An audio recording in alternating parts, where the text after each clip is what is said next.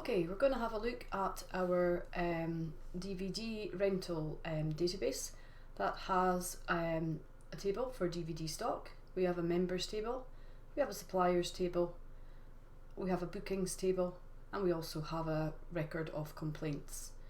So what we're going to do is have a look at how we can form the relationship between each of the tables. Okay, so we're going to go to Database Tools, we're going to click on the Relationships icon, and we get a blank screen. First thing that we need to do is add the tables. So we're going to click on Add Tables, double click on Stock, Members, Suppliers, Bookings, and we'll pop in the complaints as well. And then just close that dialog box. Now we can expand out the columns so we can see all of the fields within each table. Okay, we can quite clearly see the primary keys in each of the tables, indicated by the little key next to the field name. Okay, so what we're going to assume is that one member can make many bookings. One DVD can be booked out many times. One supplier can supply many DVDs. And then we'll just tuck the complaints record over here because we're going to discuss that one separately. What we're going to be looking at here is a one-to-many relationship between the various tables. Okay, remember as we said before, in order to make a relationship between the two tables, the parent table will have the primary key and the related table, okay, will have a new field added, which will be the foreign key, which corresponds to the primary key in the main table. Okay, so for instance, I have said that one supplier can supply many items of stock. So we have the primary key in the supplier table, and we have added a new foreign key within the stock table, okay, so that we can relate the two of them together. They must be the same data type, but they don't necessarily have to have the same name.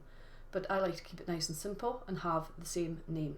So we've added a new key or a new field within the DVD stock table called supplier. We've also said that one member, okay, can book out a DVD many times. So again, we have a relationship between the members table and the bookings table. So again, membership number is a primary key within the members table, and we have included, okay, a new key or a new field within the bookings table called membership number. This is the foreign key, which will allow me to create a relationship between the members and the bookings table. One DVD can also be booked out many times. So again, we have created a new foreign key or field, the DVD number, within the bookings table, again to allow me to create the relationship between DVD stock and bookings.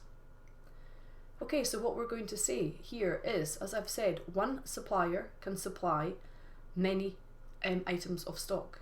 So we drag from the one to the many, or the main to the related, or the parent to the child, whichever way you want to distinguish, okay? So I'm going to say one supplier, many DVDs, so I just pick up and I drag the primary key from the main table over to the foreign key within the related table, creating a one-to-many relationship. I'm going to enforce referential integrity, and I'm going to cascade update related fields and just click on create. This forms a relationship, and as you can see, we have the one, okay, at the main or the parent table, and we have the many at the related or the child table. Okay, we also said that one member can hire a DVD many times. So one member, okay, again, we're going to take the primary key from the main table, okay, over to the foreign key within the bookings table. So again, I drag from the one to the many, so the one member to the membership number field within the related table. And again, I'm going to enforce referential integrity, cascade update related fields, and I'm also going to say cascade delete related fields, or delete related records, sorry. And I just create that relationship. Okay, one DVD can be booked out many times. Okay, so again, same principle. Take the primary key from the main table, drag it over to the foreign key within the related table, enforce referential integrity, cascade update related fields, and cascade delete related records. Okay, referential integrity, remember, means that we cannot create a record within the related table or the many table if the main record does not already exist within the main or the parent table. For instance, I cannot say that a member has booked out a particular DVD if that member does not already exist within the members table or that item of stock appears within the stock table. Cascade update related fields. Okay, if a record is changed within the main table, it will automatically update within any related tables. And similarly, cascade delete related records. Again, if a record is deleted within the main table, okay, this will cascade through and also delete any records within the related tables also. Okay, so we're going to click on create there. Okay, so this is how we create a one-to-many relationship between our tables. The difference I have over here, just out of curiosity or interest to you, is that the complaints record, we are creating a one-to-one relationship here, in that we are saying one member can have one complaint record. Okay, the difference here is that it's primary key to primary key. And you can see here that we create a one-to-one relationship. And I'm just going to enforce referential integrity and cascade update related and delete related records.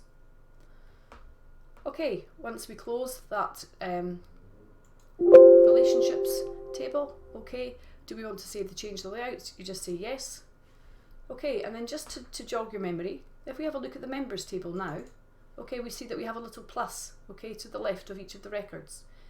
That then indicates to us where there is a related table. So I can click on, for instance, member number 102, and you can see there what DVD they had booked out and on what particular day and how much it cost.